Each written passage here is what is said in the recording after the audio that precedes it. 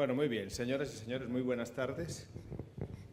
Es un honor saludarlos a ustedes en nombre, en primer lugar, de la Asociación Colombiana de Hospitales y Clínicas y también hacer esta contribución a este debate en nombre de la Federación Latinoamericana de Hospitales y de la Organización Iberoamericana de Prestadores de Servicios de Salud. El tema entendimos que era el derecho a la salud, el hombre y el derecho a la salud. Por eso hemos preparado algunas diapositivas para generar un marco conceptual que pueda nutrir las discusiones que obviamente no terminan en este foro. Esta mañana alguien, creo que era el doctor Torres, hacía una introducción teórica muy acertada al asunto de los derechos humanos. Y yo solamente voy a recordar un par de palabras y ampliarlas. Los derechos, para entenderlos fácilmente, se dividen en generaciones. Ya están hablando hasta de cuarta generación, pero la concepción clásica del derecho más reciente y aceptada a nivel mundial es que se divide en tres generaciones. Derechos de primera, de segunda y de tercera generación, pero también se conocen como derechos negativos, derechos positivos y derechos colectivos. El ejemplo clásico de los derechos de primera generación o negativos son las libertades, la libertad de expresión, la libertad de credo. Son derechos en los que se consideran negativos porque el Estado no debe meter su mano frente a ese derecho. Si la llega a meter, llega a intervenir, se daña ese derecho. Son las libertades individuales. El derecho a la salud es un derecho de segunda generación, es un derecho que se entiende como un derecho positivo y es válido traerlo a este debate porque de ahí se deriva una comprensión más amplia del asunto, y es que para que el derecho a la salud se convierta en una realidad, se necesita la positiva intervención de la sociedad a través del gobierno o de la suma de todas las entidades conocidas como Estado, para que se convierta en una realidad. Entonces, ese es el marco conceptual en el que nos movemos, un derecho positivo, un derecho de segunda generación, un derecho que requiere una serie de sumas de voluntades y de otra serie de estrategias para que se convierta en realidad. Pero el derecho a la salud, como ustedes lo pueden ver en esta diapositiva, por dentro tiene también una serie de discriminaciones. Entonces, no es solamente ese concepto plano, sino que por dentro tiene una serie de aristas. La primera de ellas, el derecho por dentro tiene derechos. Y entonces tiene derechos ¿a qué? Ustedes lo pueden observar en esta diapositiva. Es un derecho inclusive que tiene por dentro el derecho al agua, el derecho al saneamiento, el derecho a la nutrición, el derecho a la información, el derecho a la educación. Pero aparte de que el derecho a la salud tiene derechos por dentro, también tiene libertades. Una de las libertades más importantes que confiere el derecho a la salud es la libertad de no recibir lo que usted no está pidiendo, a no ser tratado con el tratamiento que usted ya dijo que no necesita. También tiene por dentro el derecho, en países como los nuestros, a que usted cuando se afilia a la Seguridad Social tiene derecho a hacer una libertad de escogencia de los prestadores donde va a ser atendido, y otra serie de libertades por dentro. Y aparte de eso, también el derecho a la salud, en este triple componente, tiene una serie de adscripciones, es decir, para que usted pueda ejercer plenamente su derecho, a usted le tienen que permitir o dar la posibilidad de adscribirse a ciertos programas, por ejemplo, a los programas de atención primaria en salud, a los programas donde lo van a educar, a los programas donde le van a dar cierta información y a programas que le permitan a usted acceder a ciertas cosas básicas para poder convertir en una realidad el derecho. Entonces, esta es como la introducción que les quería hacer. Algunas de las concepciones sobre lo que uno no debería entender como derecho a la salud. Una cosa es el derecho a la salud y otra cosa es el derecho a estar saludable. Y esa es una confusión que se presenta mucho. El concepto matriz, el gigantesco, sería el derecho que todos los seres humanos tienen a estar saludables, pero para poder llegar allá, pues obviamente se tiene que se tiene que cristalizar o concretar a través de toda esa suma de actividades del derecho de segunda generación, que es la suma de programas, proyectos, actividades, presupuestos que conforman un sistema de salud, que son el paso previo a conseguir un buen promover el derecho a la salud y de allí derivar el derecho a estar saludable. El derecho a la salud, otro de los, digamos, de los conceptos que uno debería aclarar que que debe ser considerado como un error, es no solo una meta programática para alcanzar en el largo plazo. Si bien todos los países del mundo, de una u otra forma, avanzan hacia garantizarle a sus ciudadanos el derecho a la salud, eso no significa que nos vamos a esperar eternidades. Y por lo tanto, cada uno de los pasos que se da son victorias tempranas para alcanzar ese estado final. Y un tercer punto, que es uno de los que más se aduce en estas discusiones, la situación financiera de los países no los absuelve, la mala situación financiera no los absuelve de tomar decisiones positivas para garantizar el derecho a la salud. Entonces, de acuerdo a los recursos disponibles, se tiene que tratar de ir avanzando en esa agenda, que debe ser entendida más que como una amenaza, debe ser entendida como un acercamiento a la justicia social para todo el mundo. Muy bien, yo creo, y hablando de justicia social, pues que uno de los grandes logros, no sabe uno si es concreto o teórico, pero uno de los grandes logros del pensamiento humano en los últimos siglos es la Declaración Universal de los Derechos Humanos. Desde allí hay un marco también conceptual gigantesco para que podamos cohabitar en este planeta y que nos podamos entender como congéneres. De esa creación teórica que es el derecho, la Carta Universal, pues claro que ha habido unos acentos especiales por sectores y uno de ellos es salud. Se ha escrito mucho sobre esto y se ha avanzado en varios países, pero Organización Mundial de la Salud viene, claro, está el antecedente Alma-Ata, que aquí veo que hay amigos y detractores en este auditorio, pero desde Alma-Ata se viene ahondando un poco más, desarrollando el concepto, y recientemente OMS en el 2000 nos regaló esta diapositiva, los 6 elementos esenciales para que haya un sistema de salud que pueda ayudar a avanzar hacia el derecho a la salud, que haya servicios de salud, que haya personal sanitario, que haya un sistema de información, que existan productos médicos, vacunas, tecnologías, que haya financiación y que haya un liderazgo, una gobernanza y una administración. Serían los elementos básicos. De entrada les digo, el hecho de que usted tenga todos los elementos no le garantiza a usted que va a conseguir el derecho a la salud. ¿Qué significa eso? Que por dentro usted tiene que hacer de verdad una buena administración de todos esos recursos para que el sistema pueda ser eficaz y pueda cumplir unos objetivos. Como nos pidieron que hiciéramos una ilustración básica sobre el concepto de derecho a la salud, a pesar de que ustedes son un auditorio avanzado en el conocimiento, nos pusimos a investigar y a encontrar alguna bibliografía que fuera, digamos, la más funcional para este propósito. Y encontramos un estudio muy bueno que fue publicado, aquí va a quedar la referencia, en Lancet, hace 9 años. El Lancet, preocupado por este tema, además es muy paradigmático, es muy sintomático que sea uno de los íconos de la literatura médica que se esté hablando de este tema. Lancet hace una investigación y al final hace esta propuesta y dice, mire, analizando todo lo que conocemos y todo lo que se ha escrito sobre las características del derecho a la salud, encontramos que las características básicas, más allá de lo que dijimos, de los elementos que dijo OMS, más allá de esos elementos, hay unas características que están descritas acá, al menos son 13.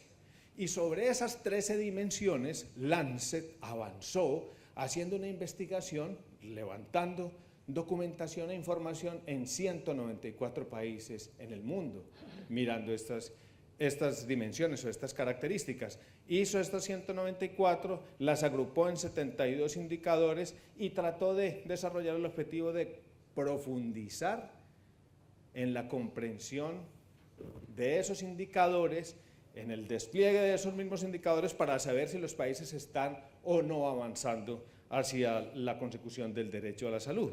Entonces dice que son 13 dimensiones, yo las voy a casi enumerar porque el tiempo no es muy amplio, pero voy a hacer un planteamiento básico de cada uno. La primera, el reconocimiento jurídico, esa es fundamental, pero no es suficiente. ¿Qué es el reconocimiento jurídico? Hacer que en las cartas magnas, en las constituciones o en los planes de desarrollo de los países exista el derecho a la salud como un cuerpo jurídico cierto. Eso se ha avanzado. Yo creo, aquí mencionaban que no está en la Constitución, pero al ustedes adherir a tratados internacionales que sí la crean, pues entonces, digamos, por conexidad lo están. En países como el mío, en Colombia, sé que en España, hace parte de la Constitución. Hay artículos autónomos que dicen el derecho a la salud es tal cosa. Es más, en Colombia tenemos un suceso reciente y fue la creación de una ley estatutaria que tomó el artículo de la Constitución y después hizo un marco legislativo aparte y específico para hacer que el derecho a la salud sea autónomo, fundamental y progresivo. Muy bien, primer punto del derecho a la salud. ¿Quiere usted conseguir derecho a la salud, desarrollarlo en un país? Por lo menos de entrada haga un reconocimiento jurídico. ¿Qué fue lo que encontraron en la investigación del Lancet? Esa es una gráfica que les muestro a ustedes en cuáles países sí hay un reconocimiento jurídico y en cuáles no. Y ustedes de entrada ya ven cuál es la tendencia. Ustedes ven que el sí es el número de abajo, es decir, un tercio de esos países evaluados, que en este caso son 183, sí tienen el reconocimiento del derecho a la salud dentro de su marco jurídico, mientras que el resto de países no lo tienen. Conclusión, un camino largo. Porque si es difícil cuando está reconocido, ¿cómo será de difícil conseguirlo cuando ni siquiera se ha reconocido dentro de los marcos generales? Entonces, primer punto, reconocimiento jurídico. Segundo, no se puede quedar usted en el reconocimiento jurídico, tiene que desarrollar estándares, y los estándares es una profundización, después de que usted tiene el marco, por dentro usted tiene que desarrollar una serie de contenidos. ¿Por qué? Porque si usted de verdad quiere avanzar con seriedad en este asunto, usted tiene que tener una cantidad de cualidades o atributos de ese derecho que usted pueda medir, que usted los pueda convertir en proyectos, que usted pueda establecerles líneas temporales y también financiación o formas de pagarlos. Entonces, el segundo punto de derecho a la salud es desarrollar estándares. Los estándares siempre los hemos entendido como les mencionaba en el ejemplo de Colombia, como desarrollos normativos posteriores al marco general. Leyes, reglamentos, protocolos, directrices, códigos de ética, todo eso vale dentro de ese esfuerzo de poderlo hacer tangible, y cuando sea tangible que pueda ser medible y pueda ser evaluable y pueda ser planificable. La tercera característica, la participación. Ojo, es que los conjuntos de ciudadanos no son seres pasivos, las poblaciones no tienen que ser pasivos. Uno de los puntos claves que encontraron en esta investigación es: esto será más contemplado como derecho y más apreciado si usted es capaz de generar las herramientas o los algoritmos para que la gente pueda participar, se pueda apropiar, pueda empezar a entender que de verdad el derecho es eso, es un derecho y es algo que es de cada una de esas personas. Entonces, sin procesos de participación, lograr derecho a la salud, esa conciencia de la evolución y la importancia del derecho a la salud no va a ser fácil. Hay que desarrollar los procesos de participación. Cuarto punto, herramientas que promuevan la transparencia dentro de los sistemas de salud. Esta la voy a ligar a la número 13, que es la de la rendición de cuentas. Y voy a introducir este tema porque de pronto se me olvida más adelante. No habrá derecho a la salud si nosotros seguimos prohijando o permitiendo tanta corrupción dentro de nuestros sistemas de salud. Entonces, transparencia es una cuestión absolutamente vital en todo, pero específicamente en el asunto de salud. Y en países como los nuestros, donde gran parte de la carga de financiación de los sistemas está en hombros de nosotros mismos como sociedad. No es solamente el gasto individual o el gasto de bolsillo, sino aquí estamos pagando impuestos generales y pagando impuestos a la nómina para poder financiar los sistemas de salud. Se requieren herramientas que brinden transparencia, que los precios sean visibles, que las negociaciones estén a la luz y ante los ojos de todos, que los grandes movimientos empresariales, fusiones, adquisiciones, precios de medicamentos, todo ese tipo de cosas, sean parte de un esquema público de observación. Eso dará más transparencia y ayudará a que ese derecho a la salud se convierta en una realidad.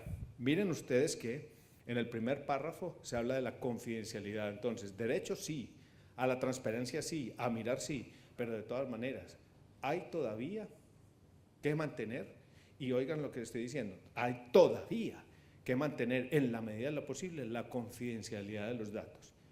Pero ¿por qué lo digo entre paréntesis? Porque no se nos olvide que ya existe el Big Data, que es el gran hermano. Eso es lo que nos está mirando, lo que nos está viendo a nosotros como sistema de información. Y este es uno de los bastiones del individualismo que en algún momento, con ese avance gigantesco de esas herramientas, nosotros vamos a tener que repensar dentro de los sistemas de salud. Un quinto punto, esto es pura justicia social, equidad, igualdad y no discriminación. Claro, eso es uno de los contenidos centrales del derecho a la salud, que haya unos paquetes, unos planes, que haya una igualación, que haya un mejoramiento en el acceso que permita disminuir las brechas.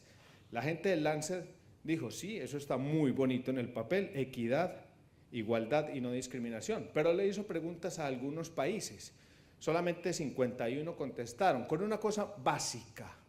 Listo, si estamos convencidos de todos estos atributos, vamos a mirar una cosa que sería el indicador proxy de eso, de esa equidad y de esa igualdad, el acceso. Una cosa sencilla, acceso. Sé que hay un gran debate sobre cobertura de acceso, no voy a detenerme en él, me parece apasionante, pero no lo haré en este momento. Y miren ustedes los resultados, acceso, por lo menos a esa cuestión básica que es un control prenatal, en 2 o 3 ocasiones un monitoreo durante una gestación. Mira que de esos 51 países que dijeron sí, que aportaron la información, sí, solamente es en 33. Digo solamente 33 porque son 2/3 partes. Uno diría, si en realidad el derecho es cierto en esos países, debería todos tener una institucionalización mayor y un seguimiento mayor de un acceso tan básico como es el control prenatal. Miren ustedes que no. Entonces, me anticipo una de las conclusiones, mucho discurso, mucho verbo, mucho verso sobre este asunto, pero todavía falta un camino muy largo para concretarlo a la realidad. El tema del acceso es un tema absolutamente crítico para convertir en realidad todo el tema de equidad y de justicia. Sexto, derechos humanos, derecho a la salud, claro, respeto a las diferencias, sí. Es muy claro el asunto de las diferencias culturales y tenemos países que son, digamos, somos más mestizos que otros o más multiétnicos y pluriculturales, para decirlo de una manera más elegante. Preguntan los de Lancet, listo, derecho a la salud todos deberían tener y deberían tener acceso, deberían haber justicia y equidad, pero uno de los puntos centrales es cómo se están tratando las diferencias. Y preguntaron, y claro, fue muy claro el asunto de la diferencia por la cultural. Entonces, hay unos planes individualizados o diferentes de acuerdo al origen étnico. Le preguntaron a muchos países, el círculo verde es la respuesta afirmativa. Sí, el criterio que más se tiene en cuenta en los países es el origen étnico. Digamos que es la diferencia más protegida. Pero no es la única. Miremos nomás el tema de género. ¿Dónde hay políticas de género? ¿Dónde hay políticas dirigidas a grupos etarios específicos? U otro tipo de políticas dirigidas a ciertos hándicaps que tiene la población. Miren ustedes la conclusión. Lo más claro en el tratamiento contra la desigualdad es el asunto étnico. Sí, hay planes específicos, pero en otras cosas, el que le sigue es el tema etario, pero cuando usted pregunta si hay una mezcla suficiente, la mayoría de los países solamente protegen 1 o 2 atributos, máximo 3, pero el resto de diferencias no se están protegiendo. Entonces también mucho discurso, falta bastante para avanzar en esa práctica. El séptimo, se ha mencionado que hay expertos internacionales sobre el tema de calidad. Claro, el asunto de calidad, por eso es tan importante avanzar en los procesos de estandarización, de habilitación, de acreditación e inclusive de acreditación internacional. Porque es esa búsqueda, decir, no puede haber ciudadanos de primera, tercera, de quinta categoría. Unos se atienden en instituciones de 5 estrellas y otros a duras penas pueden acceder a cosas que son hasta peligrosas para la salud. Entonces, derecho a la salud no habrá si no coexiste con una política fuerte de búsqueda de calidad simétrica o elevación del nivel básico de calidad dentro de los sistemas. Octavo, la planificación. Hay muchas cosas para decir con el tema de planificación y esto se acerca mucho cuando uno piensa en planificación. La mayoría de las veces se piensa solo en el tema de la financiación. En realidad son muchos los puntos que hay que mirar sobre planificación, pero tal vez uno diría el básico. Arranquemos, recuerden que esto es como, estos son unos rudimentos. El punto básico sería ¿cuál? O a uno le daría una mejor impresión frente a un sistema de salud que por lo menos tuviera pues un plan, ¿sí? Que tuviera un plan de desarrollo, un plan anual, quinquenal, que nos dijera cómo se va a financiar esto a 5, a 10 años, cuáles son los contenidos, cuáles son las metas. Mire que le preguntaron a todos estos países, ustedes tienen, no estoy hablando de paquetes de beneficios, no me estoy metiendo en ese debate que es, digamos, sería un eslabón más avanzado de por lo menos unos contenidos básicos mínimos para la población, no. Estoy preguntando, o ellos preguntaron en el Lancet solamente sobre la existencia o no de un plan de salud. Miren ustedes los resultados, solamente 57 de los 194 realizaron análisis y los compilaron de manera que se pudiera entender como un plancito de salud. ¿Qué significa eso? Dispersión, fragmentación, cada uno opina de acuerdo a lo que se le ocurre o lo que acaba de leer, pero no está estandarizando la información para tener un plan. Así no se puede garantizar el avance del derecho a la salud.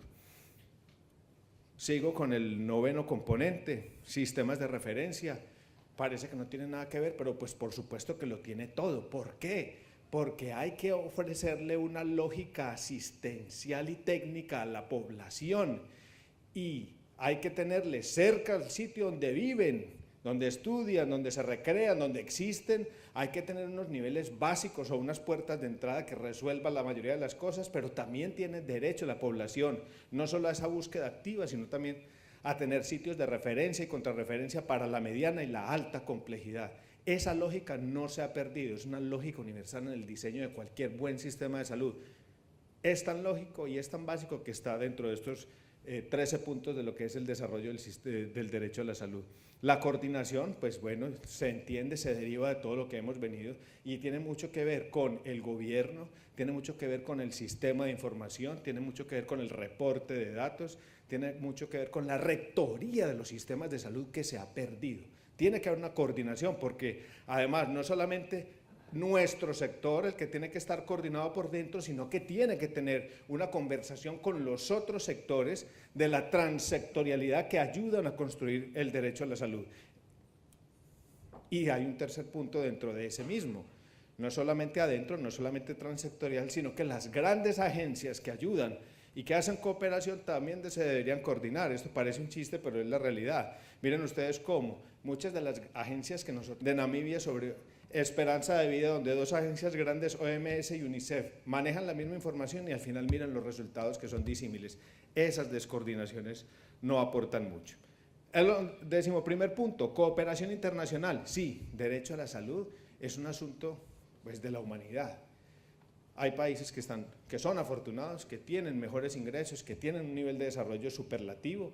Ellos deberían, y todos los que aquí sé, que han trabajado con OPS y OMS saben que deberían, en ciertos niveles ya de Producto Interno Bruto y de riqueza de los países, destinar un porcentaje mínimo, pero destinarlo obligatoriamente para la cooperación con países que están por debajo de los niveles de desarrollo mediano, es decir, de desarrollo bajo. Nosotros, la mayoría de los que estamos sentados acá, pertenecemos a países que por lo menos ya estamos en niveles de ingreso medio y por lo tanto no somos sujetos de la cooperación internacional, pero todavía tenemos hermanos muy cercanos que sí hacen parte de eso. Los países lo están haciendo, creo que ninguno de la región lo está haciendo. Y ya terminando, les decía al principio que los puntos 1 y 2 eran la creación del sustrato legal y la creación de una serie de temas sustantivos dentro del marco legal. Y aquí vuelve lo legal, pero ¿qué quiere decir esto?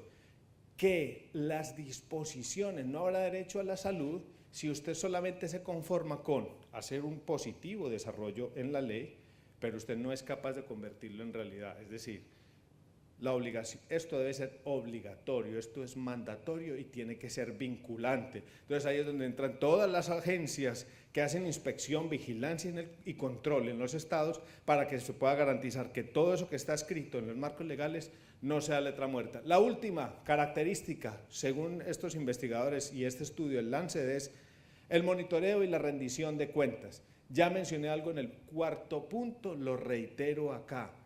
Se necesita estandarización de los datos, se necesita aportar la información, se necesita dar todos estos pasos, pero también se necesita que aquí todos los que intervenimos, todos los que pomposamente llaman hoy stakeholders, es decir, todos los actores de los sistemas de salud, estemos dispuestos a hacer rendición pública de las cuentas de todo lo que nosotros hacemos, pensamos, decimos, los planes que tenemos. Eso dará transparencia y ayudará a que esto pueda evolucionar. Como ustedes ven, miren la cantidad de cosas que tiene por dentro el derecho a la salud.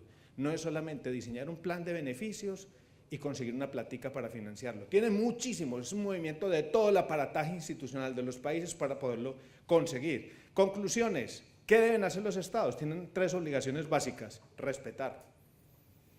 ¿Respetar qué significa? No meter la mano donde no toca, ¿sí? Garantizar, ser el policía, ser el observador. Segundo, proteger. Ese mismo policía tiene que meter la mano para evitar que unos dañen a otros. Y tercero, cumplir, desarrollar todos estos puntos para que de verdad haya políticas promotoras de los derechos humanos. La conclusión del estudio es, estamos en pañales, hay un desarrollo teórico importante, se está empezando a avanzar, hay muchos países que no tienen nada de información, hay indicadores, miren ustedes, de los 72 hay 18 que no tenemos absolutamente ni idea, pero por lo menos hay otros 54 sobre los cuales se puede avanzar. Y termino con 3 puntos de discusión. El primero, que no creo que sea un punto de discusión, ojo, esto no es una cuestión sobre si es la izquierda o es la derecha, si son los ricos o los pobres, es decir, esto no es una lucha de clases, esto es una discusión de la humanidad y de justicia, por lo tanto no debería estar en discusión que el derecho a la salud es un plan de la humanidad que se debe cumplir. Lo segundo, hay mecanismos judiciales, no caigamos en el error de mirar y culpar de la fiebre al termómetro.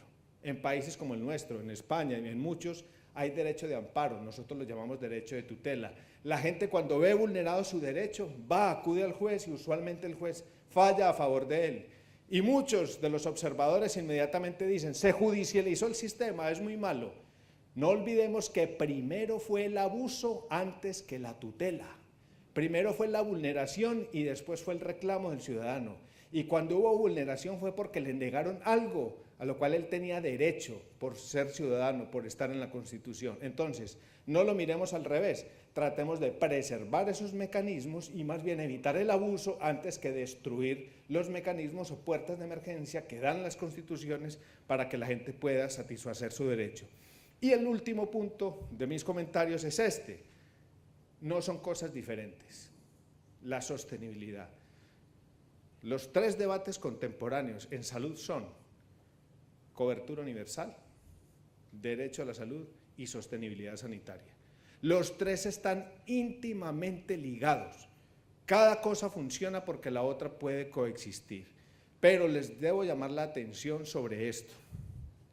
No habrá sistemas de salud sostenibles en el mundo si nosotros no somos capaces de concretar el derecho a la salud, de manera que no sea solamente en esa descripción, sea un derecho de segunda generación, sino que nosotros tenemos que hacer evolucionar con nuestro trabajo a que esto sea entendido como un derecho de tercera generación, es decir, un derecho colectivo, donde toda la gente se pueda apropiar de él, donde ellos digan, el sistema, el derecho a la salud es una propiedad colectiva y por lo tanto, como es mío y me lo apropio, yo tengo que respetarlo, tengo que cuidarlo y tengo que entender que el derecho mío va hasta donde empieza el del otro. Yo creo que ese es un punto del estudio de la sostenibilidad que es clave para todo el futuro que nos espera. Muchas gracias.